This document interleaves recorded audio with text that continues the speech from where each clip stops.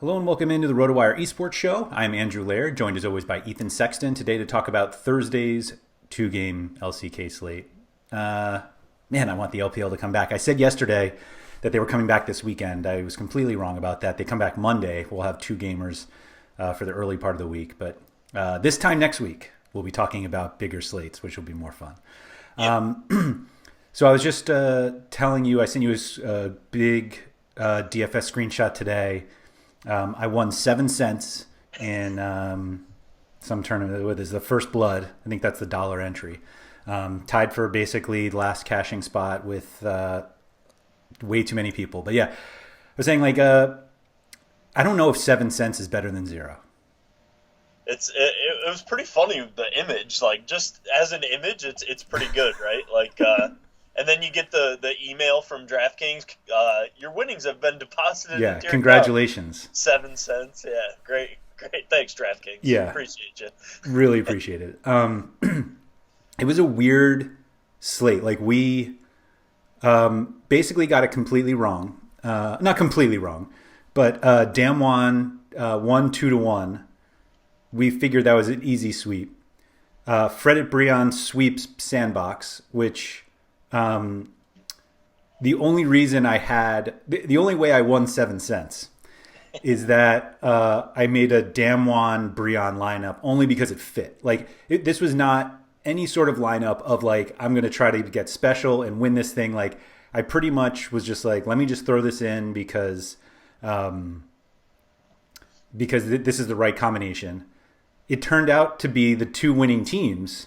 Yep. And here I go to the top of the standings, and it's a KT stack with Brion. It was actually a kind of a reverse. It was a hybrid captain, so 3 KT with the captain, and then 4 Fredit Brion. It immediately reminded me of that E-Star slate when they lost and crushed. And yep. All I want to say is I didn't think this stuff happened in Korea. It was, I just want to know, is it, do you think it's possible to love something and hate it at the same time? You're describing my entire daily fantasy sports opinion. League of Legends after watching this morning's slate. Man, what a nightmare. Honestly, Damwon were lucky to even win that series because they got smashed in game 1. Smashed! And I was still asleep for game 1, I admit. But I woke up and I was watching game 2, and I looked back and I said, "Holy crap!" I said, "KT 32 kills in the 32. First game." I was like, "That's bad because not only did they win, but they absolutely smashed in the first game." And then honestly, as I'm watching game 2, I sent a message to some guys I know that play DFS League pretty heavily, and I said, of course KT are going to sweep as 1,000 underdogs or whatever they were. Right. They were plus 900, I think they were. I think that's right. And honestly, they should have won game 2, and they just kind of threw it away. So Damwon were really lucky to even come away with a win in that series, honestly. But it didn't matter for your DFS lineups. As long as you played KT, you were in pretty good shape. It was just, I don't know. It's just, I don't think it's something we'll see very often where the losing team just absolutely crushes like this. It's still pretty rare, but on these 2-game slates, it's just you're almost better off just figuring out what the chalk is going to be and then playing the opposite. Just going in I don't think that this team's going to win, but if they do, I have all the leverage. Hybrid was 5% owned, 1% in the captain slot. All those guys were sub 10%. UCal was in the tournament I was in, UCal was 4% owned, and all those guys just crushed. So, in a loss, it's crazy, but maybe on these 2-game slates, it's who cares what you think is right? Just do what you think gives you the most leverage, and then go from there. I feel like we did at least mention that obviously KT was the biggest leverage if everybody was going to play Damwon. Yep. It's just really wild to see those scores in a loss. For sure. You almost don't even need. Obviously, if you are playing KT on this slate, you're playing them because everybody's playing Damwon, and you're if KT wins, then you're fine. They didn't even have to win. No, Nope. They just straight up outscored. I mean, even when they crushed game one with over 30 kills, which was the thing that really cemented them as great plays and being the optimal play. But even in game two, they, like I said, they should have won, and they finished with more kills in that game. And then they got stomped, but not to the point where Damwon scored a lot of points in the third game. They just kind of snuffed them out pretty cleanly in that last game. But yeah, I mean, they finished the series with more kills, I'm pretty sure, than Damwon, and yeah, it just kind of sucked. It's weird. I'm looking at the match stats here. Like Canyon ended up with the most kills in the series. Yep. With 17, but like Hybrid, UCal, 16, 14. Is it Doran, 13, Showmaker 12. Like, yeah, just like utter domination. And I just don't know if it's almost like if you were playing for the KT upset, like you were completely rewarded, even though they didn't lost. Win. Yep. So just add it to the list of screwy things that we've seen so far this year, man. Right. All right, another 2-game slate on Thursday, which Gen G is the biggest favorite against Afrika, not nearly as big as Damwon was this morning. And then we've got Hanwha favored against Red Force. With the way that I figured like a lot of people would play Damwon and Fred at Brion today, just because it was like you have a big favorite and kind of a toss-up. Red Force, Hanwha, not quite as close, but of the two, they're kind of the closer one. So do you think that we just see Gen G, Red Force, and people just hope for the best? We might see some of that, especially after today. We might see some double underdog lineups, especially after today as well. Maybe I'm just a chalk donkey, man, but, I still like HLE and Gen G in these series tomorrow. It's just they've got the better rosters. They're the better teams, top to bottom. But we've seen so many upsets that it's like, how confident are you in these favorites? If I was gonna start a lineup, I would think I would start by looking at Hanwha Life, honestly, because Red Force have given up the most deaths on this slate, and Hanwha Life have the most kills. I believe they have the most kills in the LCK overall, but they most certainly have the most kills on this slate, and by a wide margin, by like 40 kills. We've seen Hanwha Life really been able to put up a lot of kills in their games when they win. For the most part, there's been a couple series where they've kind of disappointed with the kill totals, but Gen G are kind of a more straightforward team, and historically they have been as well. They're not the huge pop-off team all the time. So if you're looking at doing like a double chalk lineup, I think I'd kind of veer more heavily towards Hanwha Life than I do Gen G. But I like them both to win, so I could really see it either way. What was kind of interesting to me was that we saw Gen G team slot is the most expensive because they're the biggest favorite. But I think HLE actually has the most expensive positional at every spot. Maybe not. I think except for top lane, I believe, is the only one where they're not. And I think that's just a product of Morgan plays like more supportive picks, and Rascal can play carries. And Rascal's coming in. I think Rascal has way more kills on the season than Morgan does, so I think that's why the pricing is like that for top lane. But yeah, in every other role, the HLE are the most expensive on the slate, and I think for good reason, just because we've seen them, even though it's not reflected as big of favorites in the odds. We've just seen them put up better kill totals so far this year than Gen G. So I think that's what DraftKings was looking at there. Yeah, which makes sense. Combining the two of them is not the easiest. Obviously, like you're not going to be able to like easily put two favorites on a 2-game slate together. No, you're going to have to. Yeah, you'd have to find either a punt or I think you can probably do double support, maybe double jungle.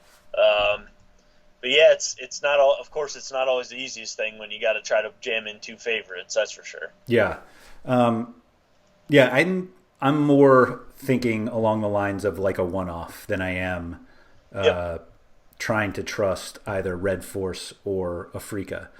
I feel like Afrika is a kind of team that whenever I have no interest in them, they go off. But like, I think those are usually situations against like not teams like Gen G, like kind of just the middle of the pack teams that I'm like, I guess like Afrika's fine. And then I skip them and then they end up being the highest scoring team on the slate. But like against better teams, I just have no interest. Yeah, they're annoying because they can step up and win against good teams, but they can also get smashed by anybody. Right. So it's like kind of annoying in that sense. And we've kind of seen Gen G be similar, where they can beat the top teams, but then they'll lose to like DRX or somebody like that. So I don't know, like I like both favorites, but I it's just like the confidence meter on all these LCK teams, like the confidence meter just doesn't feel there. Like Damwon is 8-1, and they're the best team in the league so far. 8-1, they've only lost once, but they lost to arguably the worst team in the league, and then they've looked pretty shaky. Yeah. In a lot of their series. So even them, like it's hard to trust them. And Gen G and Hanwha Life are the next tier down as far as record at least. And we've seen them come out and crush teams. We've seen them come out and get beat by teams they should beat. So it's just like, I don't know, the LCK's really been screwy so far this year, like with a ton of upsets, and like none of the teams are like making anybody feel that great so far, honestly. It's just, man, it's hard to trust really. Like, Hanwha Life are 5-3, but their game score is 11-10. So they've only won one more game than they've lost in these series. And I don't know, it's just, it's tricky, man, in that sense. It's just, I feel like these teams should be performing better, and they're just not. Is basically where we're at. Like, yeah. So it makes it tough, that's for sure. Do you think people are more likely to get a one-off from Red Force than Afrika? Like that's kind of where I was thinking, but I mean, that doesn't mean anything. But like, yeah, I don't know. I mean, I guess maybe it depends on how much salary you want, because I think Afrika are cheaper in every role, yeah. So you can get a little bit. I mean, it's probably like $200, but you can get a little bit more salary savings with Afrika. Like the weird thing is though, like I think I would rather have like Red Force's, if I'm going to one-off the team slot, I think I'd rather have Red Force's team slot than Afrika's team slot, because we've seen Gen G kind of dominate objectives a lot in games. So that kind of pushes me off them there. But if I was going to do like a top lane one-off, I think I'd rather have Keen than Rich, just because top lane one-offs are like tricky anyway, because even in wins, top laners score like crap right. A lot of the time. But I think Keen just has a lot of upside. His team is obviously not one of the best in the league, really, but Keen has kind of proven over time to be one of the best top laners in the league, at least. So, if they win a game, maybe it's on the back of him performing really well, or, I just think he's got a little more upside than Rich. Although I do like Rich in general, but Red Force, I kind of like this Red Force team coming into the season, but they haven't really been that good, kind of similar to my feelings about Sandbox. How'd that work? Yeah, I think it just depends on like what role you're looking to one-off. I wouldn't recommend one-offing a role that isn't the team slot or the top, because I think you're just giving up way too much upside in the other roles. You could argue maybe support, but I don't even know if I really like that much, to be honest. So, yeah, I think it just kind of depends on what people are looking to do if they're going the one-off route. Yeah, I just, I mean, obviously we talk about how upsets happen all the time. Yep. And it's not even like these two matchups are all that one-sided. I mean, the Gen G one kind of is, but it just doesn't seem like a slate where I'm like dying to play Afrika or Red Force. Right.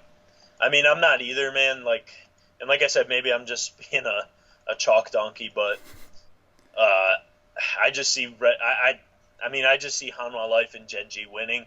I mean, maybe they're not the cleanest series. Like maybe they both go 2-1. Could definitely see that. Like I don't feel that confident that either side is going to pick up a sweep necessarily. But I do feel like they should win these series. But my confidence isn't like through the roof or anything. So. I just, man, can't really fault anybody for going anyway. I mean, it's a two game slate, and it's not like, these favorites are like have been world beaters throughout the split. It's just that I would expect them to win.